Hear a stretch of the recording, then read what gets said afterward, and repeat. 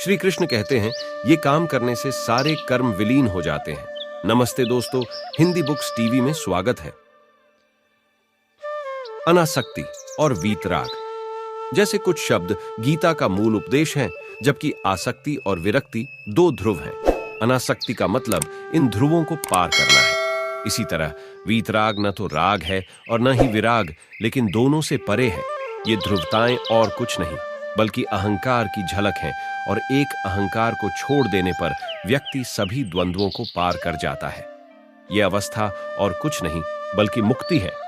इस संदर्भ में श्री कृष्ण कहते हैं 4:3 जो मुक्त है, आसक्ति से रहित है, ज्ञान में स्थापित मन और यज्ञ के लिए कार्य करता है, उसके सारे कर्म विलीन हो जाते हैं।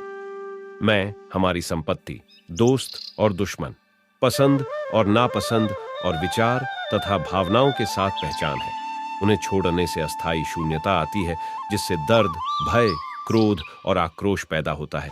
इसलिए मैं को छोड़ना कोई आसान काम नहीं। दिलचस्प बात यह है कि सिर्फ स्वामित्व, पहचान और कर्तापन की भावना को छोड़ने की है, न कि रिश्तों, चीजों या लोगों को।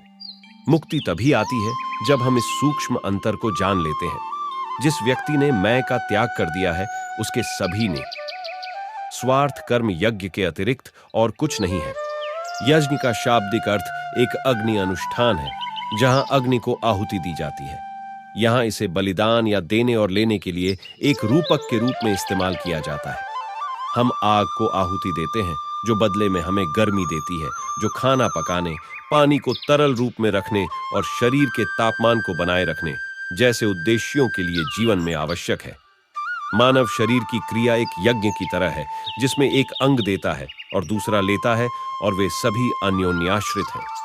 श्री कृष्ण इसलिए कहते हैं चौफो, अर्पण का कार्य, हवन, अग्नि, निष्पादक सभी ब्रह्म है, और यहां तक कि प्राप्त गंतव्य या परिणाम भी ब्रह्म है। अहंकार को छोड़ना ही स्वयं को मुक्त करके ब्रह्म को पाना है।